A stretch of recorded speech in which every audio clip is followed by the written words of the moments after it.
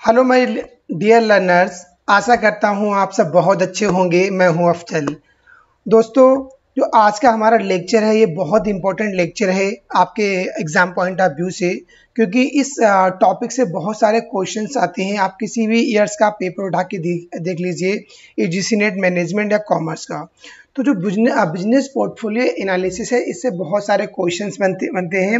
अब जो business portfolio analysis क्या होता है इसको डिस्कस करेंगे, और बिजनेस पोर्टफोलियो एनालिसिस के अंदर हम किन किन चीज़ों को डिस्कस करेंगे।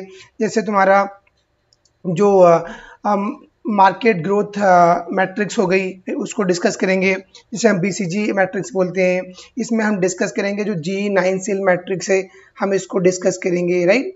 और जो आइगर एंसॉफ मैट्रिक्स है उसको भी हम इसमें डिस्कस करेंगे। तो ये तीन मैट्रिक्स को हम इसमें डिस्कस करेंगे, जिसको बोला जाता है बिजनेस पोर्टफोलियो एनालिसिस। ये बहुत इंपॉर्टेंट टॉपिक है स्ट्रेटेजिक मैनेजमेंट का।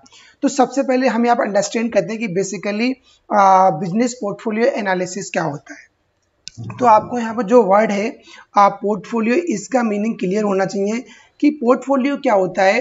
जैसे आपने सुना होगा शेयर्स के regarding portfolio, share portfolio, finance portfolio. तो पोर्टफोलियो क्या होता है, एक कम्बिनेशन होता है कि हम कुछ चीज़ मिलके एक पूरा कंबाइन कर लेते हैं तो अब हमारा पोर्टफोलियो हो जाता है। जैसे हमारा डॉक्यूमेंट पोर्टफोलियो हो गया, हमारे सारे डॉक्यूमेंट्स में आ जाते हैं। तो एक जो प्रॉपर एक पोर्टफोलियो बनाते हैं तो वो एक हमारा बिजनेस पोर्टफोलियो होता है। अब इस पोर्टफोलियो को हम कैसे एनालाइज करेंगे, उसके लिए बताया गया कि बिजनेस पोर्टफोलियो एनालिसिस में the strategic unit that make up a company and attempt to evaluate a current effectiveness and vulnerabilities। ये मैकडोनल्ड के द्वारा दी गई 1992 के अंदर। इन्होंने बेसिकली क्या बताया है, जो स्ट्रेटेजिक यूनिट्स होती हैं वो हम बनाते हैं कंपनी के लिए, उसको अटेम्प्ट करने के लिए, ताकि जो करंट इफेक्टिवनेस है, उस करंट इफेक्टिवनेस या जो वल्नरेबिलिटीज़ हैं उनको हम कैसे इवेल्युएट कर सकते हैं, उसके लिए हम पोर्टफोलियो एनालिसिस करते हैं। सेकंड दिया गया है पोर्टफोलियो एनालिसिस या सिस्टमेटिक वे। तो बेसिकली क्या है, एक सिस्टमेटिक वे है to analyse product and services that make up associations business portfolio. जो बिजनेस पोर्टफोलियो का एसोसिएशंस है उसको हम बनाते हैं प्रोडक्ट के रिगार्डिंग, सर्विस को एनालाइज करने के लिए हम एक जो प्रॉपर एक बिजनेस पोर्टफोलियो बनाते हैं। तो ये बेसिकली क्या है, एक सिस्टमेटिक प्रोसेस है। इन सिस्टम में चलता है, तो एक सिस्टमेटिक प्रोडक्ट प्रोसेस है। जब हम कोई प्रोडक्ट्स को, हम सर्विसेज को एनालाइज करते हैं तो वो हमारा पोर्टफोलियो एनालिसिस कहलाता है। In the way in which the sound financial investment, sound financial investment should be supported होना चाहिए, और unsound one should be discarded. यानी जो साउंड फाइनेंशियल इन्वेस्टमेंट है वो सपोर्टेड होना चाहिए, और जो अनसाउंड है उनको हम डिस्कार्डेड करेंगे, उनको हम निकाल देंगे, राइट। तो sound organisational activities should be emphasised. जितनी भी जो साउंड ऑर्गेनाइजेशनल एक्टिविटीज हैं, ऑर्गेनाइजेशनल पॉइंट ऑफ व्यू से उनको हम एम्फेसाइज करते हैं, और जो अनसाउंड है उनको हम डी एम्फेसाइज करते हैं। इट मीन्स जितना भी जो पॉजिटिव एक्टिविटीज है एक ऑर्गेनाइजेशन के रिगार्डिंग, फॉर्म्स के रिगार्डिंग, उनको हम क्या करते हैं, उन पे हम फोकस करते हैं, उनको एम्फेसाइज करते हैं। और जितनी भी जो नेगेटिव एक्टिविटीज हैं, जो अनसाउंड है, जो बेनिफिशियल नहीं है कंपनी या फर्म के लिए, उनको हम क्या करते हैं, उनको हम डी एम्फेसाइज करते हैं, उन पर हम फोकस नहीं करते, उनको हम निकाल देते हैं। तो बेसिकली ये आता है बिजनेस पोर्टफोलियो एनालिसिस के अंदर। अब इसके पर्पस क्या है, बिजनेस पोर्टफोलियो एनालिसिस को हम क्यों करते हैं, इसका पर्पस क्या है, उसको क्यों, इसके ऑब्जेक्टिव्स क्या हैं। In a diversified company one well accepted concept of product market scope is a portfolio approach to organisation overall strategy. तो अगर आप डाइवर्सिफाइड कंपनी में देखेंगे तो यहाँ पे हम पोर्टफोलियो एनालिसिस का बहुत अच्छे से यूज़ करते हैं, जितनी हम स्ट्रेटेजीज बनाते हैं ऑर्गेनाइजेशन के लिए, राइट।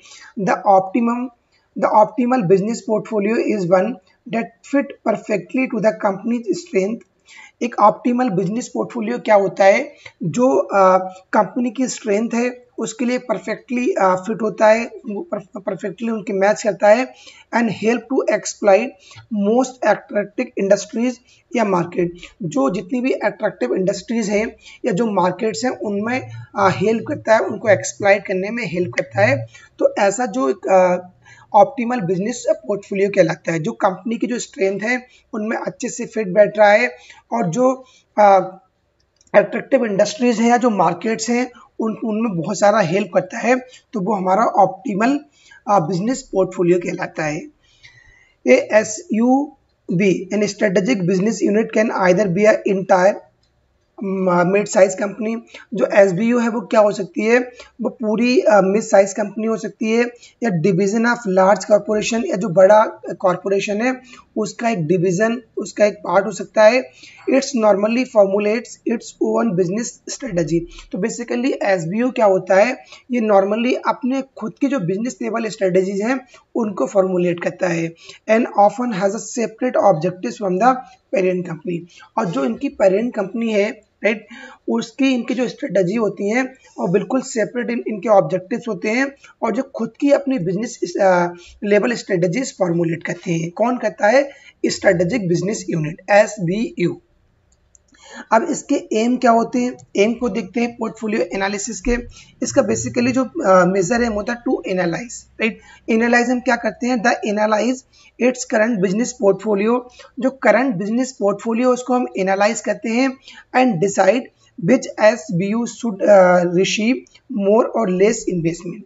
यानी हम यहाँ पे ये एनालाइज करते हैं, राइट, कि कौन सा ऐसा SBU है, राइट, जो यहाँ पे हमको ज़्यादा रिसीव करता है इन्वेस्टमेंट, या कौन लेस इन्वेस्टमेंट रिसीव करता है। तो ये हमको बताता है पोर्टफोलियो एनालिसिस। हम उसको एनालाइज करते हैं कि हमारे लिए कौन सा SBU है वो हमें ज़्यादा इन्वेस्टमेंट दे रहा है और कौन सा हमको कम इन्वेस्टमेंट दे रहा है, वो बताता है बेसिकली एनालिसिस करने के बाद। टू डेवलप ग्रोथ स्ट्रेटजी, हम जो ग्रोथ स्ट्रेटजी हैं वो डेवलप करता है portfolio analysis. For finding new products के लिए, for adding new products and business to the portfolio. यहाँ पे क्या करते हैं, हम जो बिजनेस प्रोडक्ट, जो न्यू प्रोडक्ट्स हैं हम उनको ऐड करते हैं और business to the portfolio.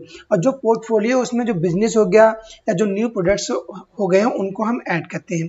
To take decisions regarding product retention, और किसके रिगार्डिंग हम जो प्रोडक्ट की रिटेंशन है उसके रिगार्डिंग जो डिसीजंस होते हैं उनमें लेने में हेल्प करता है। कैसे हेल्प करता है, डिसाइड वेदर बिजनेस और product should no longer be retain, right.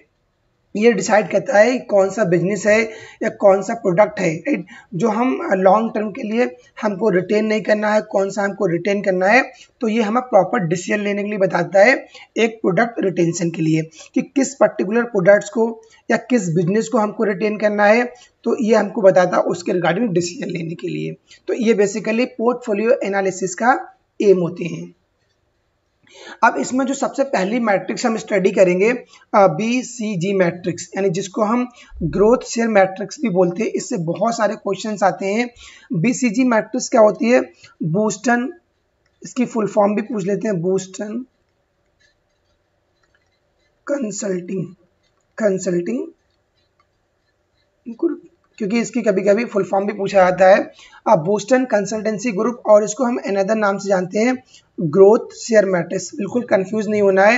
Is a corporate planning tool. ये बेसिकली क्या है, कॉर्पोरेट प्लानिंग टूल है which is use to portray firms brand portfolio या SBU on a quadrant along relative market share x-axis, horizontal axis and speed of the market share and vertical axis. तो basically एक corporate planning tool है जो हमको क्या बताता है, जो हमको बताता है कि जो ब्रांड पोर्टफोलियो है, जो फर्म का ब्रांड पोर्टफोलियो है, बेसिकली जो उसके क्वाड्रेंट होते हैं, जैसे उसका मार्केट शेयर हो गया, तो मार्केट शेयर कहाँ पर जाता है, जो हमारा हॉरिजॉन्टल एक्सिस होता है, राइट। इस प्रकार यहाँ पे हम रखते हैं मार्केट शेयर रखते हैं,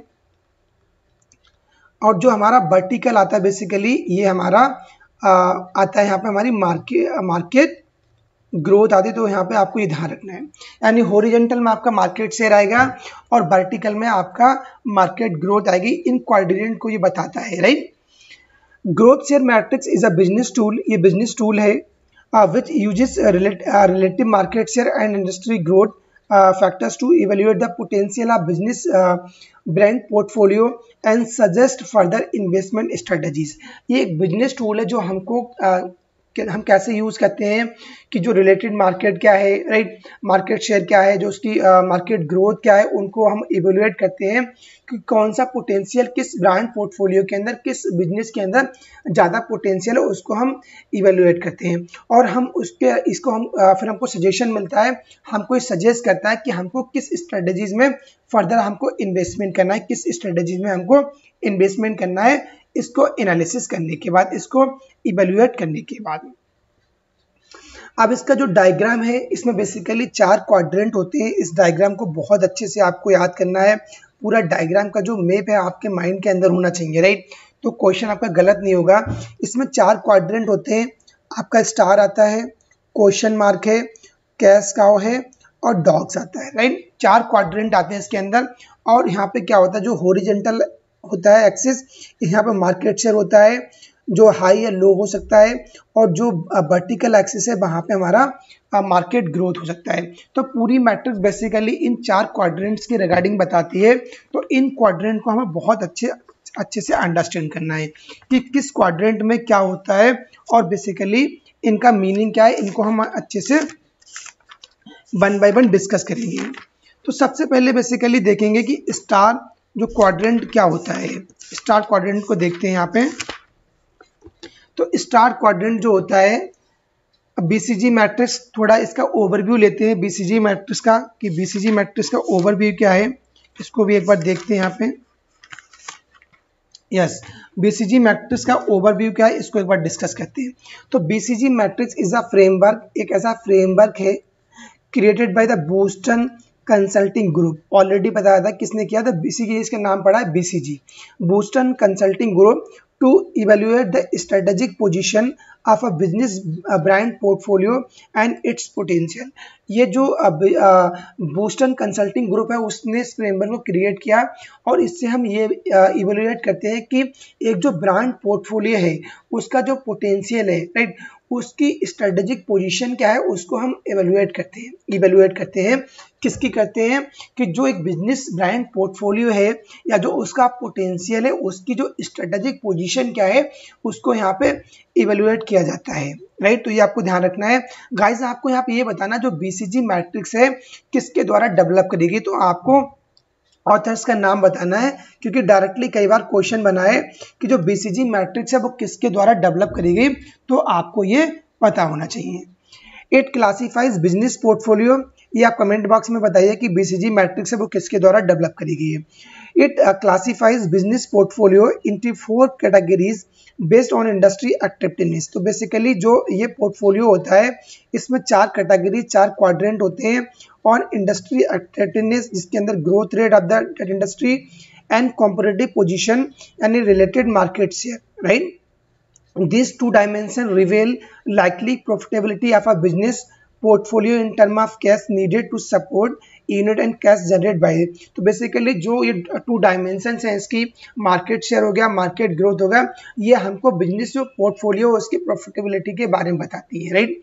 the general purpose of the analysis is to help understand which brand should invest, हमें किस ब्रांड के अंदर इन्वेस्टमेंट करना चाहिए फर्म को, and which brand should be divested, और किस ब्रांड को, किस प्रोडक्ट को हमको डाइवेस्टेड करना चाहिए। तो ये हमको बताता है बीसीजी मैट्रिक्स कि कौन सा हमारा ब्रांड है, कौन सा हमारा प्रोडक्ट्स है, उसमें हमें और ज़्यादा इन्वेस्टमेंट करना चाहिए, और कौन से प्रोडक्ट के अंदर, कौन से ब्रांड के अंदर हमको डाइवेस्ट करना चाहिए। ये हमको बीसीजी मैट्रिक्स बताती है। अब रिलेटेड मार्केट शेयर क्या है, वन ऑफ द डायमेंशन, ये डायमेंशन है एक बिजनेस पोर्टफोलियो को इवोल्यूट करने के लिए। Higher corporate market share results in the higher cash return, अगर हायर जो कॉर्पोरेट मार्केट शेयर है उसका रिजल्ट क्या होता है कि आपको हायर कैश रिटर्न मिलेगा। This is because of a firm that produces more benefits from the higher economies of scale experience कर which results in the higher profit. क्योंकि इसमें हायर प्रॉफिट क्यों होता है, क्योंकि जो फर्म होती है वो ज़्यादा से ज़्यादा प्रोड्यूस करती है। कैसे प्रोड्यूस, जो उसका इकोनॉमीज ऑफ स्केल है बहुत ज़्यादा अच्छा, बहुत ज़्यादा हाई होता है, और जो इसका एक्सपीरियंस कर्व है उन वजह से क्या होता है वो ज़्यादा से ज़्यादा बेनिफिट गेन करते हैं। तो अल्टीमेटली उसका जो रिजल्ट निकल के आता है बिजनेस में, आपको हायर प्रॉफिट मिलता है। अगर आप किसी चीज़ की मैन्युफैक्चरिंग कर रहे हैं, किसी चीज़ का प्रोडक्शन कर रहे हैं, तो आपका higher of economy of scale है, यानी आपकी जो पर यूनिट कॉस्ट निकल के आ रही है वो आपकी बहुत अच्छी निकल के आ रही है, कम निकल के आ रही कॉस्टिंग, तो उसका अल्टीमेटली रिजल्ट क्या होगा कि आपको हायर प्रॉफिट मिलेगा। तो वो बताता है मार्केट शेयर के अंदर। सेकेंड जो डायमेंशन यहाँ पे है मार्केट ग्रोथ रेट, क्या होता है? High market growth rate means higher earning. इसका मतलब होता है कि आप हायर आपकी अर्निंग हो रही है and sometime profit, but it also consume a lot of cash. आपको समटाइम प्रॉफिट भी होता है, पर इससे क्या होता है कि जो आपका कैश है, आपको बहुत सारे कैश को आपकी रिक्वायरमेंट होती है, बहुत सारे जो कैश है आपको वहाँ पे इन्वेस्टमेंट करना पड़ता है, which is used as a investment to stimulate further growth. जो क्या करता है? फर्दर ग्रोथ को स्टिमुलेट करता है, फर्दर ग्रोथ को आगे बढ़ाता है। Therefore business units that operate in the rapid growth business industry. और इससे क्या होता है, जो बिजनेस यूनिट्स हैं जो रैपिड इंडस्ट्री ग्रोथ है उसको ऑपरेट करती हैं, and cash users right and are worth investing in only when they are expected to grow या maintain market share in the future। और यहाँ पे क्या होती हैं जो कैश यूजर्स हैं या जो वो क्या करते हैं कि वो जब वहाँ पर उनको they are expected to grow, और जब उनको लगता है कि वो मार्केट में ग्रो करेंगे, उनका मार्केट शेयर बहुत अच्छा मेंटेन हो रहा है इन फ्यूचर, देन भी वहाँ पे इन्वेस्टमेंट करते हैं। तो ये हमारा मार्केट ग्रोथ रेट कहलाता है। अब इसके बीसीजी मैट्रिक्स के जो 4 क्वाड्रेंट हैं उनको हम देखते हैं कि जो 4 क्वाड्रेंट यहाँ पे आते हैं। जो डॉग वाला क्वाड्रेंट आता है वो क्या कहता है, राइट? डॉग का जो क्वाड्रेंट, डॉग होल्ड लो मार्केट शेयर, क्योंकि यहाँ पे क्या होता है, लो मार्केट शेयर होता है कंपेयर टू द कॉम्पिटिटर। जो आपके कॉम्पिटिटर हैं उनके कंपेयर में आपका जो मार्केट शेयर है वो कम है, and operates in a slowly growing market. और यहाँ पे क्या होता है, जो आपका मार्केट ग्रोथ है वो भी आपकी स्लो है, और जो आपका मार्केट शेयर है वो भी आपका काफ़ी ज़्यादा लो है कंपेयर टू योर कॉम्पिटिटर। तो ये वाली सिचुएशन कहलाती है डॉग की। डॉग में क्या होता है, जहाँ पे आपका मार्केट शेयर और आपकी जो मार्केट ग्रोथ है दोनों आपकी जो होती हैं वो लो होती है, वो कौन सा क्वाड्रेंट होता है, वो आपका डॉग क्वाड्रेंट होता है। In general, they are not worth investing in because they generate slow और negative cash। जनरली क्या करते हैं इस वाली सिचुएशन में, जो फर्म होती है वो इन्वेस्टमेंट नहीं करती है, क्योंकि इसका अल्टीमेटली क्या करते हैं, यहाँ से हमें प्रॉफिट गेन नहीं होता और नेगेटिव जो कैश रिटर्न आता है और कोई प्रॉफिट यहाँ पे गेन नहीं होता है, राइट? बट सम डॉग्स में बी प्रॉफिटेबल, बट कुछ डॉग्स ऐसे भी हो सकते हैं जो प्रॉफिटेबल हैं for the long period of time. Long period of time के लिए कुछ डॉग्स प्रॉफिटेबल भी हो सकते हैं। They may provide synergies for other brands, और अदर ब्रांड्स के लिए सिनर्जी प्रोवाइड कर सकते हैं। एसबीयू या simple act defence to the counter competitive moves, यानी जो कॉम्पिटिटर हैं उनको काउंटर करने के लिए उनको डिफेंस कर सकते हैं, इसलिए ये बेनिफिशियल प्रॉफिटेबल भी हो सकते हैं। It is important to perform deeper analysis of each brand SBU to make sure they are not worth investing in, have to divest। तो बेसिकली इसमें ये होता है कि जो फर्म होती है, जो कंपनी है, इस कंडीशन में वो डाइवेस्ट कर देती है और फर्दर इन्वेस्टमेंट नहीं कर सकती है। तो यहाँ पे आपकी जो स्ट्रेटजी चॉइस है वो क्या हो सकती है, आप यहाँ रिट्रेंचमेंट कर सकते हो यानी छटनी कर सकते हो, या आप डाइवेस्टिचर कर सकते हो। डाइवेस्टिचर क्या होता है कि अपने बिजनेस का, अपने प्रोडक्ट्स के रिगार्डिंग कुछ आप पार्ट यहाँ पर सेल आउट कर सकते हो, और उस पैसा जो आपके पास पैसा आएगा उसको आप दोबारा इन्वेस्ट कर सकते हो। तो आप डाइवेस्टिचर कर सकते हो, या आपका लिक्विडेशन, पूरा आपकी जो फर्म है या जो आपके प्रोडक्ट्स हैं उनको आप पूरा बंद कर सकते हो, लिक्विडेट कर सकते हो, इंसॉल्वेंसी कर सकते हो। जी ये आपकी स्ट्रेटेजिक चॉइस होती है। तो क्वेश्चन बन सकता है स्टेटमेंट वाइज कि जो डॉग की जो क्वाड्रेंट है उसकी क्या सिचुएशन होती है, उसमें मार्केट शेयर क्या होता है, ग्रोथ रेट क्या होता है, इस प्रकार बन सकता है। या आपसे पूछ सकते हैं कि जो डॉग क्वाड्रेंट है उसमें स्ट्रेटेजिक चॉइस क्या होती है, तो आपको ये पता होना चाहिए। अब सेकंड यहाँ पर आता है कैश काउ। कैश काउ जो क्वाड्रेंट होता है बहुत ही प्रॉफिटेबल ब्रांड होता है, should be milk to provide as much as possible. तो ये बिल्कुल बहुत ही प्रॉफिटेबल ब्रांड है और इसको मिल्क की तरह हमको प्रोवाइड करना है जितना भी पॉसिबल हो सके। The gain from the cow, ये जो कैश होता है हम काउ से रिसीव करते हैं should be invested into star to support the further growth. जो हमारे पास काउ से जो हमें कैश गेन हो रहा है, राइट, और उसको हम दोबारा इन्वेस्टमेंट करते हैं इनटू द स्टार बनाने के लिए to support their further growth, right. तो जो अगर आपका कैश काउ है, राइट, उसमें आप अगर दोबारा इन्वेस्टमेंट करेंगे तो आप कौन सी सिचुएशन पहुंच जाएंगे, जो स्टार सिचुएशन है, जो स्टार क्वाड्रेंट है, वहां आप पहुंच जाएंगे, right.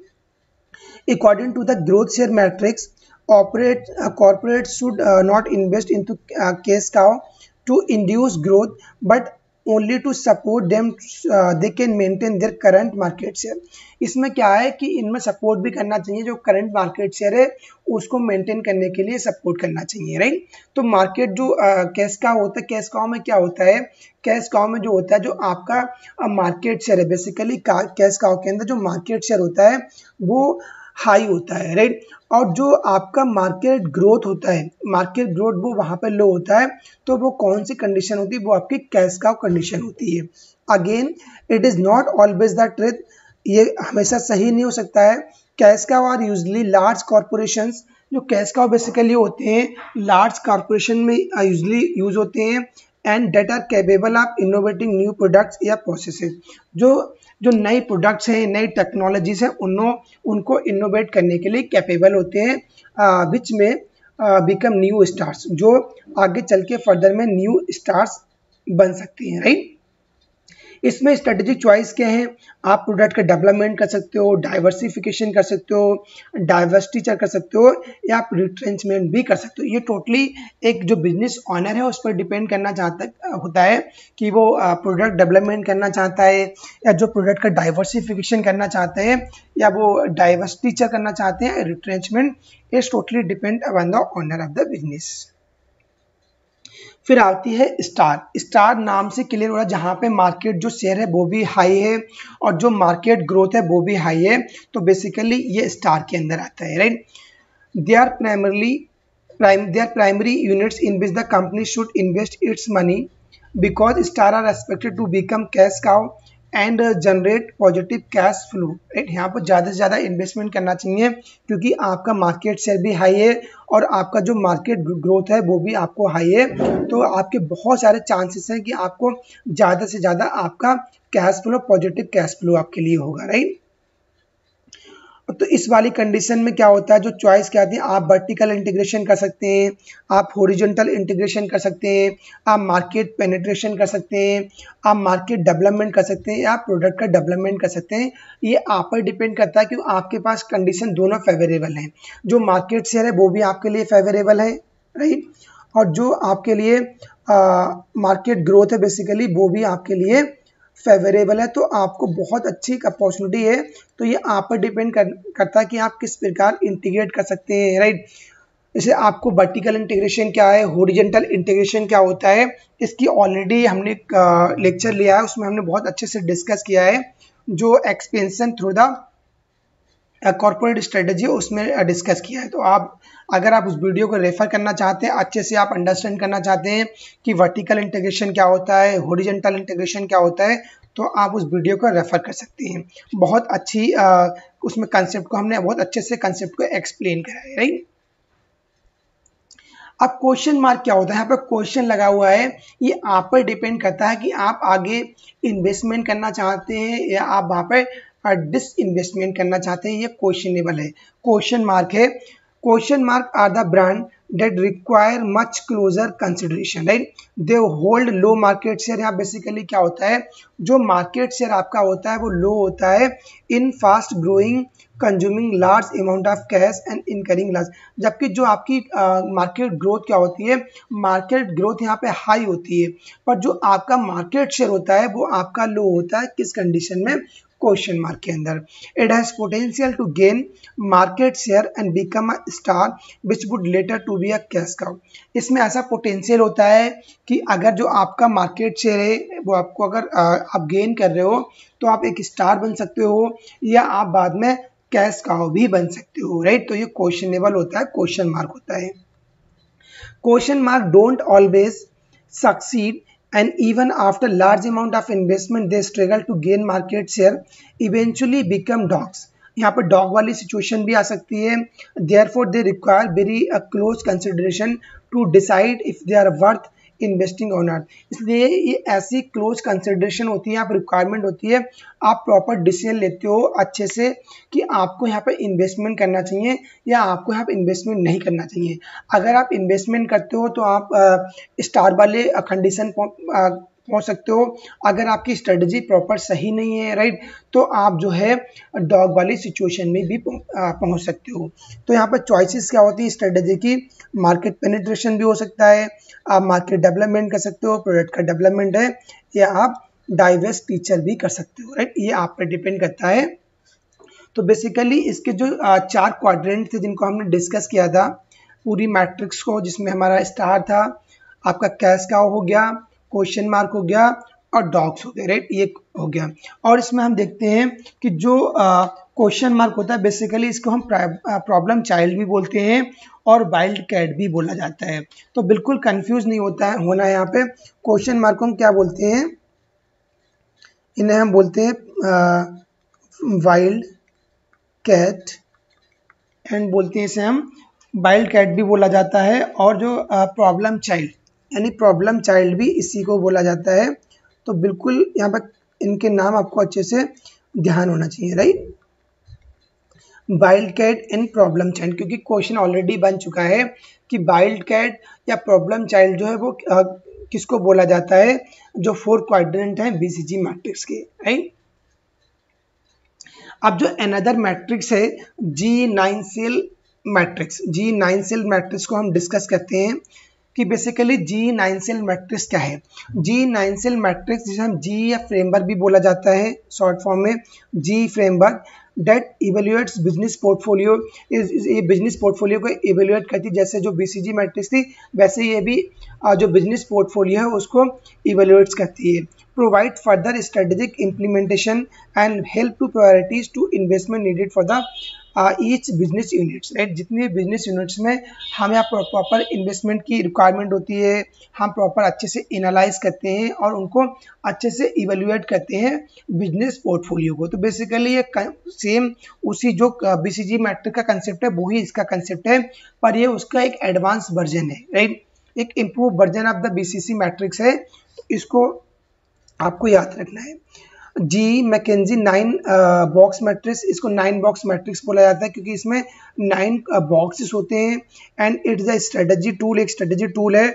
Offer a systematic approach for a multi business corporation to prioritise its investment among its business unit, यानी बिजनेस यूनिट्स के बीच में इसके जो इन्वेस्टमेंट होती है उसकी प्रायोरिटीज़ क्या है, तो उसके लिए एक सिस्टमेटिक अप्रोच को ये ऑफर करता है, एक स्ट्रेटेजिक टूल है। In 1970, General Electric, G होता है general electric, was managing a huge and complex portfolio। ये क्या करता है? जो complex and huge portfolio होता है उसको मैनेजिंग करता है। and unrelated product, यहाँ पे unrelated products हैं। and was unsatisfied about the return from the investment in the products, right? और किसके वो satisfied नहीं है? जो products में investment से जो returns आते हैं, return के बारे में unsatisfied है।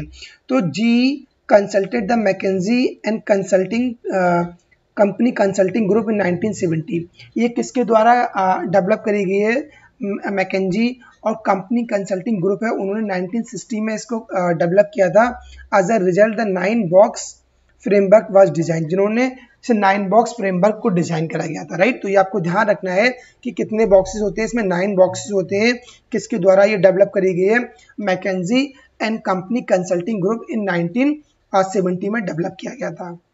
9 box matrix plots the business units on 9 cell, इसमें 9 सेल होती हैं that indicate whether the company should invest, right, in a products, harvest और डाइवेस्ट और to do a further research on a product. तो basically ये इसमें indicate करती है कि एक कंपनी को एक प्रोडक्ट्स में इन्वेस्टमेंट करना है या उसको हार्वेस्ट करना है, उसको डाइवेस्ट करना है, या उसको आगे फर्दर रिसर्च करनी है प्रोडक्ट पे, फिर उसके बाद उसको वहाँ पे दोबारा इन्वेस्टमेंट करना है, राइट। तो ये बताता है जो G9 सेल मैट्रिक्स है।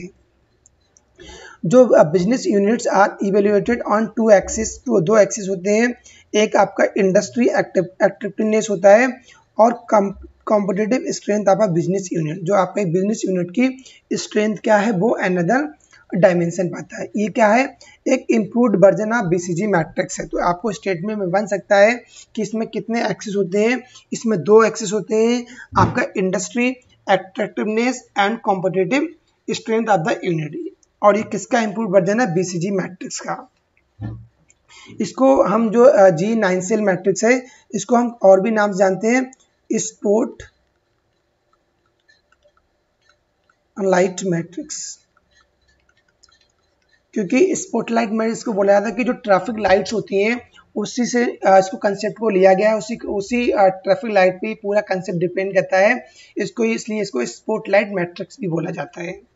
आगे डिस्कस करते हैं G9 सेल मैट्रिक्स। देखो आप देख सकते हो इसको स्पॉटलाइट मैट्रिक्स क्यों बोला जाता है, क्योंकि यहाँ पे देखो ग्रीन कलर है, राइट, जो हमको देता है कि आप रन कर सकते हो, राइट। जो आपका येलो कलर है वो क्या कर सकता है कि आपको आप पर डिपेंड कर रहा है, आप होल्ड कर सकते हो, राइट। अभी आप होल्ड वाली सिचुएशन में हो। और जो आपका रेड कलर होता है ये क्या होता है कि आपको यहाँ पर स्टॉप करना है। जैसे आपने ट्रैफिक लाइट पर देखा होगा कि जो ग्रीन होता है कि यानी ग्रीन सिग्नल मिल गया, अब आप जा सकते हो। अब जब वहाँ पे रेड लाइट है तो वहाँ पे आपको स्टॉप करना पड़ेगा। और जो येलो होता है तो वो एक ब्लैंक करती रहती है, कोई ट्रैफिक फॉलो नहीं हो रहा, कोई यहाँ पे इस समय ट्रैफिक लाइट वर्किंग नहीं है, तो वो वाली कंडीशन होती है येलो की। अब जो G9 सेल मैट्रिक्स है इसमें 2 डायमेंशन होती हैं। डायमेंशन के रिगार्डिंग क्वेश्चन बना है, industry attractiveness and business unit strength, right. अब यहाँ पे high, medium, low, strong, average and weak, और यहाँ पे 3 जो क्वाड्रेंट है, ग्रोथ, होल्ड एंड हार्वेस्ट। अब आपको कब हार्वेस्ट करना है, कब आपको ग्रोथ करना है और कब आपको होल्ड करना है अपने प्रोडक्ट्स को, ये बेसिकली G9 सेल मैट्रिक्स कहलाती है। अगर आपका जो इंडस्ट्री अट्रैक्टिवनेस है आपकी हाई है और आपका जो बिजनेस यूनिट है वो भी आपकी स्ट्रांग है, राइट, तो आप अपने प्रोडक्ट्स को क्या करोगे, आप वहाँ पे ग्रो करोगे, राइट। आप ग्रोथ कर सकते हो, राइट, ग्रो कर सकते हो और ज़्यादा इन्वेस्टमेंट कर सकते हो। और अगर आपका वहाँ पे जो इंडस्ट्री अट्रैक्टिवनेस है हाई है और बिजनेस यूनिट एवरेज है तब भी आप ग्रो करोगे।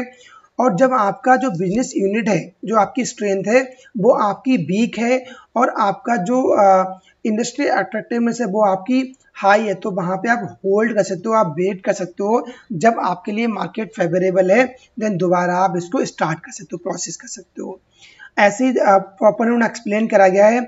अब जो आपका लो यहाँ पर इंडस्ट्री अट्रैक्टिवनेस है और जो बिजनेस स्ट्रेंथ है वो भी आपकी क्या है, आपकी यहाँ पे इस वाले आइए वीक है, तो यहाँ पे आप हार्वेस्ट कर सकते हो। ऐसे यहाँ पे आपकी एवरेज में क्या है, आप हार्वेस्ट कर सकते हो। तो बेसिकली यही बता रहा है कि आपका जो प्रोडक्ट्स है आपको कब ग्रोथ करना है, कब आपको होल्ड करना है, कब आपको यहाँ पे हार्वेस्ट या डाइवेस्ट करना है, ये आपको G9 सेल मैट्रिक्स बताता है। Industry attractiveness, the vertical axis पर दिया जाता है G McKinsey matrix is industry attractiveness, क्योंकि ऑलरेडी देखा है डायग्राम में। Industry attractiveness indicates how hard और easy it will be for a company to compete in the market and earn profit. ये बहुत ही इजी है, ये हार्ड होता है कि हमको इंडिकेट करता है कि एक कंपनी को मार्केट में कैसे कम्पीट करना है और प्रॉफिट को अर्न करना है। ये हमको इंडस्ट्री जो अट्रैक्टिवनेस है वो हमको इंडिकेट करता है। When evaluating the industry attractiveness, analysts should look how an industry will change in the long run rather than in the near future, right? तो बेसिकली ये क्या होता है, जो एनालिस्ट हैं वो इसको लुक करते हैं कि जो इंडस्ट्री है वो लॉन्ग टर्म के लिए चेंज करना चाहिए, not only for a near the future, because the investment needed for the products usually require long lasting commitment. क्योंकि जो आप इन्वेस्टमेंट करते हैं एक किसी भी प्रोडक्ट के अंदर तो वो आपका लॉन्ग लास्टिंग तरीके से आपको कमिटमेंट करता है, आप रिक्वायरमेंट होती है। इसमें कौन कौन से फैक्टर्स आते हैं, आपका मार्केट ग्रोथ रेट हो गया, मार्केट साइज क्या है, डिमांड वेरिएबिलिटी क्या है, इंडस्ट्री प्रॉफिटेबिलिटी क्या है, इंडस्ट्री राइवलरी क्या है, या ग्लोबल अपॉर्चुनिटीज, या मैक्रो इन्वायरमेंटल फैक्टर्स जो पेस्ट बोला जाता है, राइट, ये आप इसके अंदर फैक्टर्स आते हैं। अब जो आपकी बिजनेस यूनिट है उसकी स्ट्रेंथ क्या है उसके रिगार्डिंग बताया गया है। ये बेसिकली कहाँ आती है, जो हॉरिजॉन्टल एक्सिस है, राइट, इसमें आता है जो strength of the business unit. जो आपकी बिजनेस यूनिट है उसकी स्ट्रेंथ को ये बताता है। Managers try to determine whether a business unit has a sustainable competitive advantage. जो मैनेजर्स होते हैं उनको डिटरमाइन करना होता है, वो कोशिश करते हैं कि जो बिजनेस यूनिट है वो सस्टेनेबल कॉम्पिटिटिव एडवांटेज है या नहीं उसके अंदर, या लीस्ट टेम्परेरी कॉम्पिटिटिव एडवांटेज और है या नहीं है, राइट, ये मैनेजर्स में डिसाइड करते हैं। It's determined by the factor followings, ये किन किन जो फैक्टर्स हैं उनके थ्रू ये डिटरमाइन होता है। मार्केट शेयर क्या है, growth in the market share क्या है, आपकी ब्रांड की इक्विटी क्या है, और डिस्ट्रीब्यूशन चैनल्स एक्सेस क्या है, आपका प्रोडक्शन कैपेसिटी किस प्रकार है, आपकी प्रॉफिट मार्जिन क्या है, और relative to its competitor, right. This business unit strength can be calculated by multiplying the estimated value of each factor by the factors weighting as done by the for the industry attractiveness, right। अब जो strategic implications क्या हैं, जो strategy implications क्या हैं उनको देखते हैं। Resource allocation recommendations can be made to grow, hold and harvest in a strategic business unit based on its position in a matrix as follow। जैसे हमने ऑलरेडी उस मैट्रिक्स में डिस्कस किया, इसके जो इम्प्लीकेशंस हैं, राइट, जो रिसोर्स का एलोकेशन, जो रिसोर्स एलोकेशन है वो किस चीज़ की रिकमेंडेशन देते हैं कि आप ग्रोथ कर सकते हो, राइट, आप ग्रो कर सकते हो, आप होल्ड कर सकते हो, या डाइवेस्ट या आप हार्वेस्ट कर सकते हो, राइट। ग्रो क्या होता है इसको देख लेते हैं। Strong business units in attractive industries, average business units in a attractive industries and strong business units in a average industries, right। तो होल्ड को देखा, ऐसी ही होल्ड है, ऐसी हार्वेस्ट है, राइट, इसको एक बार हमने ऑलरेडी डिस्कस कर लिया है। इसका एग्जांपल एक बार देख लेते हैं। यहाँ पे एग्जांपल क्या है, with in the harvest group of a firm would be inclined to quickly diverts itself a weak business in a attractive industry.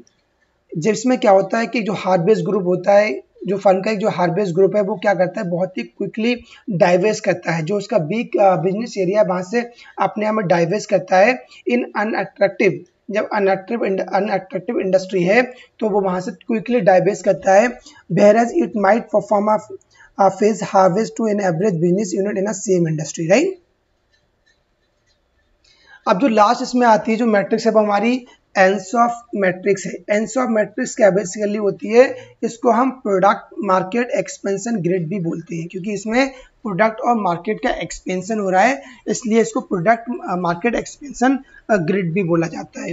ये एक स्ट्रेटेजिक बिजनेस प्लानिंग टूल है और किसके द्वारा डेवलप कराया गया है, आइगोर एंसॉफ। आइगोर एंसॉफ ने इस मैट्रिक्स को डेवलप किया था to help firm chart out strategy for a product and market growth, की जो प्रोडक्ट है या जो मार्केट ग्रोथ है उसकी स्ट्रेटजी क्या फर्म के उसको फाइंड आउट करने में हेल्प करता है। तो उसके लिए आइगोर एंसॉफ ने इस मैट्रिक्स को डेवलप किया था। It is a business analysis technique, basically business analysis technique है and it is very useful in identifying growth opportunities, और ये बहुत ज़्यादा हेल्पफुल होती है जो ग्रोथ अपॉर्चुनिटीज़ है उनको आइडेंटिफाई करने के लिए, राइट।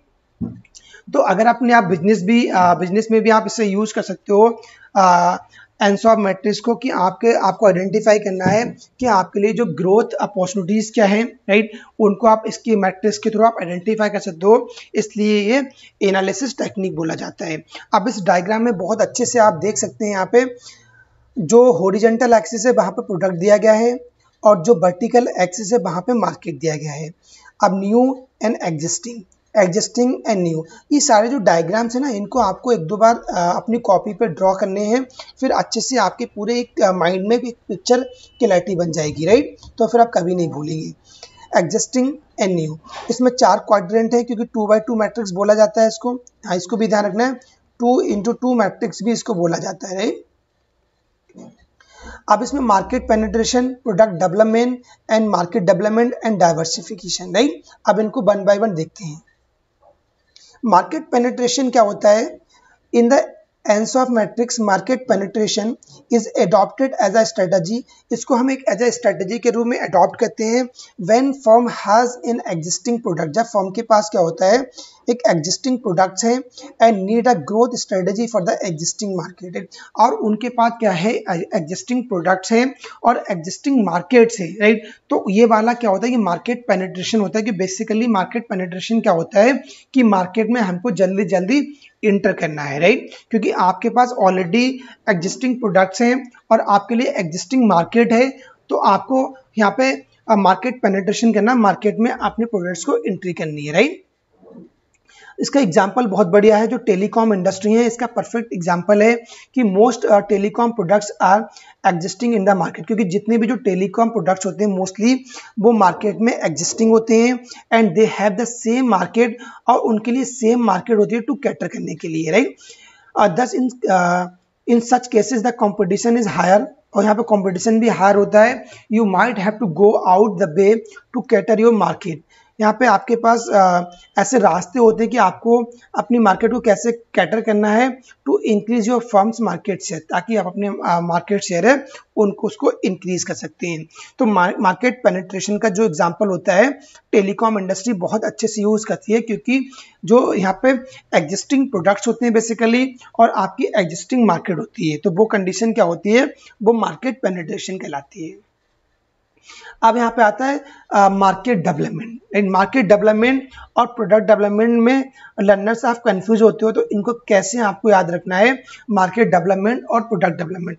जहाँ पे मार्केट डेवलपमेंट की यहाँ पे न्यू मार्केट हो रही है, राइट, यानी आपको न्यू मार्केट है तो ये मार्केट डेवलपमेंट हो जाएगा, और जहाँ पे न्यू प्रोडक्ट है, राइट, न्यू प्रोडक्ट आ रहा है तो बेसिकली वो क्या होगा, वो आपका प्रोडक्ट डेवलपमेंट हो जाएगा। अब मार्केट डेवलपमेंट क्या कहता है कि the market development strategy is used when the firm targets a new market, जहाँ पर जो फर्म क्या होती है एक जो न्यू मार्केट है उसको टारगेट करती है विद एग्जिस्टिंग प्रोडक्ट्स। यहाँ पे एक फर्म के पास क्या होता है, उसके पास जो प्रोडक्ट्स हैं वो ऑलरेडी एग्जिस्टिंग है, रनिंग प्रोडक्ट्स हैं, और वो नई मार्केट को टारगेट कर रही है। ऐसा कोई आप प्रोडक्ट्स ले सकते हैं कि आपके कोई पास एक ऐसा प्रोडक्ट्स है जो ऑलरेडी आपका मार्केट में रनिंग है, आपके पास ऑलरेडी एग्जिस्टिंग प्रोडक्ट है, पर उसके लिए आप क्या कर रहे हो, उसको आप नई मार्केट में आप टारगेट करना चाह रहे हो। लेट सपोज अभी आप यूपी की मार्केट में टारगेट कर रहे हो, लेट सपोज बरेली में टारगेट कर रहे हो, पर अभी आप क्या करना चाह रहे हो कि अब जो आपका प्लानिंग है आपको दिल्ली की मार्केट को टारगेट करना है, तो उसके लिए प्रोडक्ट आपके पास सेम रहेगा, आपको नई मार्केट टारगेट करनी है, तो बेसिकली वो मार्केट डेवलपमेंट कहलाता है। ऐसे यहाँ पे देयर आर सेवरल एग्जाम्पल, बहुत सारे एग्जाम्पल दिए गए हैं मार्केट डेवलपमेंट स्ट्रेटजी के। इसमें फुटवेयर फॉर्म ले सकते हैं, एडिडास हो गया, नाइके और Reebok, right, have starting entering international market from the market expansion. तो यहाँ पर जो फुटवेयर कंपनी है, फुटवेयर फॉर्म्स है, जैसे एडिडास हो गया, नाइके हो गया, रीबॉक, ये क्या करती हैं, जो इंटरनेशनल मार्केट है वहाँ पे इंटर करना स्टार्ट कर देती हैं, right, for the market expansion के लिए, राइट। तो ये बेसिकली मार्केट डेवलपमेंट कहलाता है। गाइस यहाँ पर नेक्स्ट आता है product development, refer to the firm which have a good market share. यहाँ गुड मार्केट शेयर होता है in an existing market, right, एक जो एग्जिस्टिंग मार्केट है, राइट, उसके अंदर गुड मार्केट शेयर है and therefore might need to be introduce new products for the expansion. एक जो कंपनी है उसकी ऑलरेडी जो मार्केट शेयर है वो बहुत अच्छा है एग्जिस्टिंग मार्केट में, एक कोई आपके पास मार्केट है, उस मार्केट में आपका जो मार्केट शेयर है वो बहुत अच्छा है, बहुत ज़्यादा कस्टमर बेस है, तो इस कंडीशन में क्या कर सकते हैं आप, एक्सपेंशन के लिए आप जो है प्रोडक्ट डेवलपमेंट कर सकते हैं, न्यू प्रोडक्ट्स बना सकते हैं, न्यू जो एनडीपी है उसको आप डेवलप कर सकते हैं, न्यू प्रोडक्ट डेवलपमेंट और फॉर एक्सपेंशन, राइट, क्योंकि ऑलरेडी आपके पास कस्टमर बेस है, आपका मार्केट में शेयर बहुत अच्छा है, तो आप एक्सपेंशन कर सकते हैं। Product development mainly happen when you have a good customer base. कभी होता है नॉर्मली जब आपके पास अच्छा कस्टमर बेस होता है and you know that the market for your existing products has reach saturation. जब आप ये चीज़ आप जानते हो कि जो मार्केट है आपके एग्जिस्टिंग प्रोडक्ट्स के लिए ऑलरेडी सैचुरेट हो चुकी है, ऑलरेडी सैचुरेशन स्टेज में है, राइट, तो वो आपका मार्केट डेवलपमेंट कहलाता है, सॉरी प्रोडक्ट डेवलपमेंट कहलाता है। अब जो इसमें लास्ट क्वाड्रेंट आपका आता है वो आपका डाइवर्सिफिकेशन आता है। डाइवर्सिफिकेशन माने क्या होता है, बहुत ज़्यादा आपने डाइवर्सिफाइज कर दिया, अलग अलग सेगमेंट में अलग अलग इंडस्ट्रीज में आपने डाइवर्सिफाई कर दिया है, right. Diversification is a strategy, एक स्ट्रेटजी होती है used in the ENSOF matrix when the products is completely new, जब प्रोडक्ट्स completely new होता है and is being introduced in a new market। Diversification क्या होता है, डाइवर्सिफिकेशन एक ऐसी स्ट्रेटजी होती है ENSOF मैट्रिक्स के अंदर जब क्या जहाँ पे जो प्रोडक्ट्स है आपको वो completely न्यू है और उसको आपको इंट्रोड्यूस करना है, बिल्कुल एक न्यू मार्केट में इंट्रोड्यूस करना है, तो बेसिकली वो डाइवर्सिफिकेशन हो गया। अब आप मैन्युफैक्चरर हो, आपकी एक फॉर्म है, अब आपने एक प्रोडक्ट्स को बनाया, उसको मैन्युफैक्चर किया, आपका प्रोडक्ट्स भी बिल्कुल न्यू है और उसको आप नई मार्केट में इंट्रोड्यूस करना चाहते हो, तो ये क्या हो गया आपके लिए, ये डाइवर्सिफिकेशन हो गया। तो आई होप आपको डाइवर्सिफिकेशन क्लियर हो गया होगा। इसका एग्जाम्पल भी देख लेते हैं।